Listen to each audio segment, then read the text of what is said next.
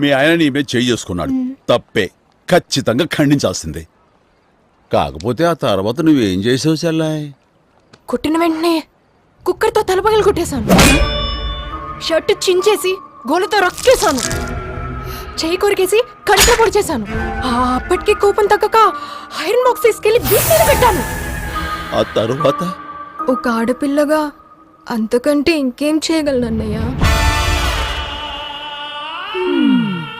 ఒక్క ప్రాణం తీయటం తప్ప అన్నీ చేసేస్తుంది కదూ.